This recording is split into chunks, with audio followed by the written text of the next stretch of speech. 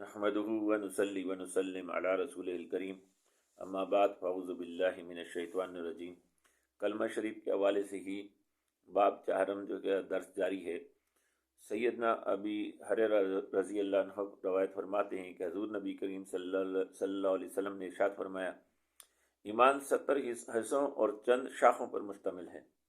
ان میں سب سے افضل کلمہ لا الہ الا اللہ کہنا ہے، اور سب سے نچلا شعبہ راستے سے تکلیف دہ چیز کو دور کرنا، اور شرم و حیا بھی ایمان کا ایک شعبہ ہے۔ بخاری، رواہ البخاری اور رواہ مسلم۔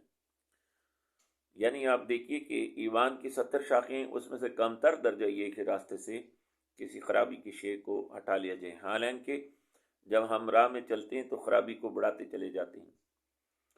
کوئی ریپر ہے، کوئی کیلے کا چھلکا ہے، کوئی پلاسٹک کا لفافہ ہے، شاپر ہے، وہ سب کچھ ہم راہ میں پھینکتے جاتے ہیں، راہ کو گندا کرتے چلے جاتے ہیں۔ حالانکہ یہ بھی ایمان کی شاخوں میں سے ایک شاخ ہے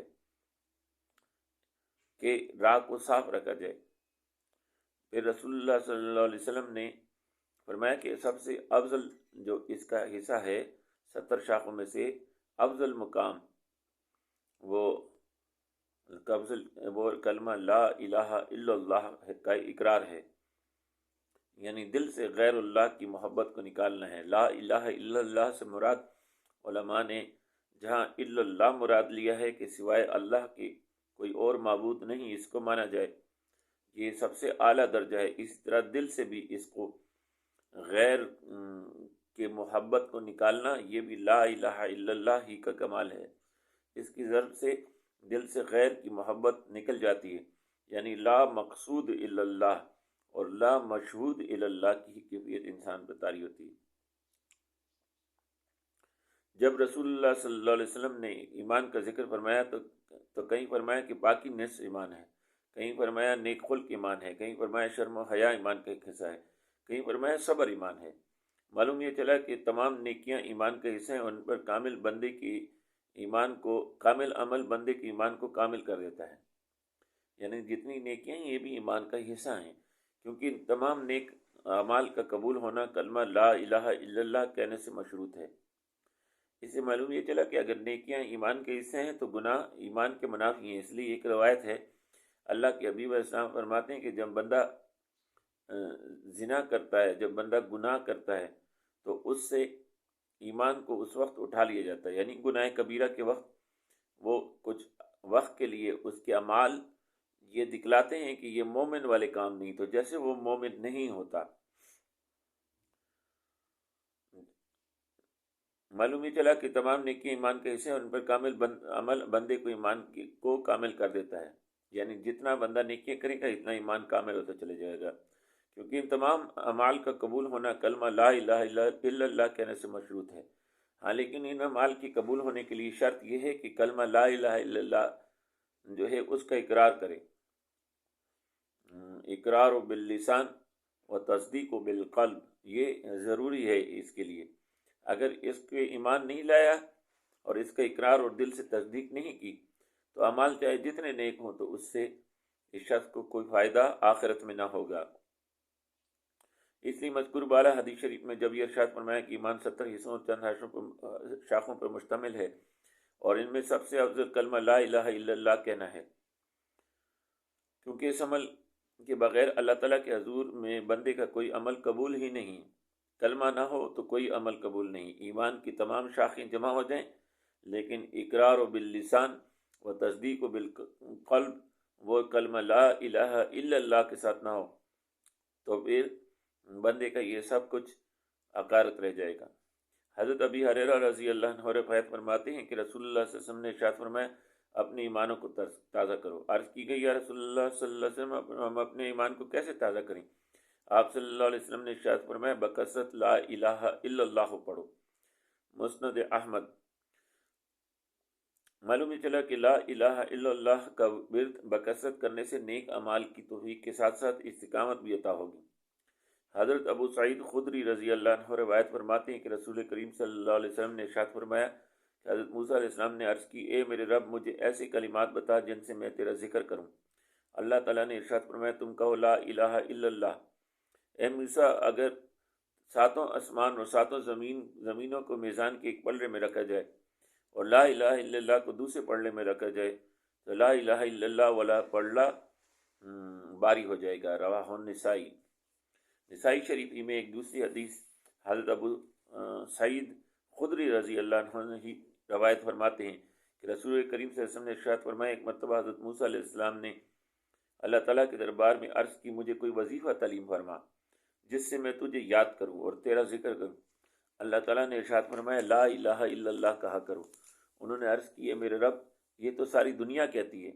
اللہ تعالیٰ نے ارشاد فرمایا، لا الہ الا اللہ کہا کرو۔ حضرت موسیٰ علیہ السلام نے عرض کی، میں تو کوئی ایسی خاص چیز، خاص وظیفہ چاہتا ہوں جو مجھے ہی کو عطا ہو۔ اللہ تعالیٰ نے ارشاد فرمایا، ساتوں آسمان اور ساتوں زمینیں ایک ہی پلڑے میں رکھ دو اور دوسری طرف لا الہ الا اللہ رکھ دیا جائے تو لا الہ الا اللہ والا پلڑا جھک جائے گا۔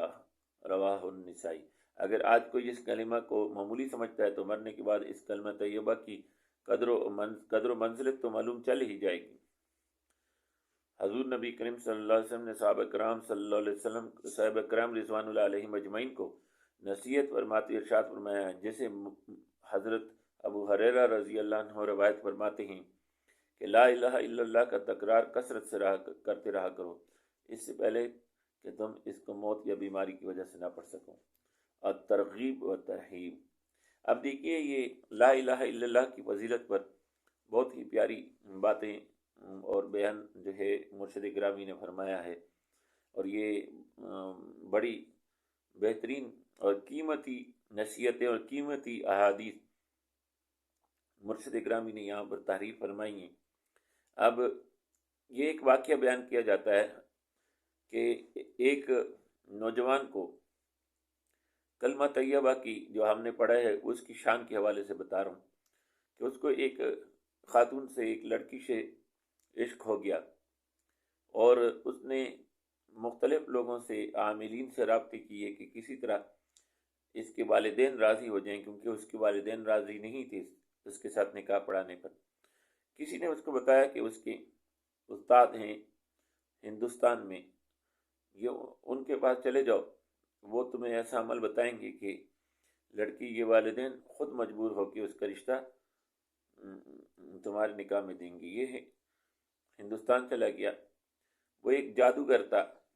اس جادوگر کے پاس جب وہ گیا، اس نے کہا، چونکہ وہ شیاطین کا ماننے والا تھا، اس نے کہا تم جو ہے اسلام چھوڑ دو اور 8 دن تک وعدہ کرو تم کوئی نیکی نہیں کرو گے، 9ویں دن لڑکی کے والدین خود آئیں گے اور لڑکی کا نکاح تم سے پڑھائیں گے۔ اس نے اسلام کو ترک کر دیا اور رات دن شراب میں، بدکاری میں ڈوب گیا۔ 8 دن تک جو ہے اس نے کوئی نیکی کا عمل نہیں کیا، محض گناہوں میں مبتلا رہا۔ 9ویں دن جب وہ کوئی نہیں پہنچا تو 10ویں دن وہ اس شخص کے پاس آیا، اس نے کہا 8 دن گزرے، 9ویں دن وعدے کے مطابق آنا چاہیے تھا، اگرچہ میں نے اسلام بھی چھوڑ دیا اور گناہوں میں بھی مبتلا ہوا۔ کیا وجہ ہے کہ اس کی جو ہے وہ آپ کے عمل کے مطابق وہ جو ہے اس لڑکی کے والدین بچی کو لے کے نہیں آئے کہ میرے نکاح میں دیں؟ اس نے اپنی آنکھوں کو بند کیا، شیاطین سے رابطہ کیا اور پھر آنکھیں کھول کے کہتا ہے کہ اے شخص، تو نے نیکی کی، کوئی نیکی کی ہوگی۔ اس نے کہا میں نے کوئی نیکی نہیں کی۔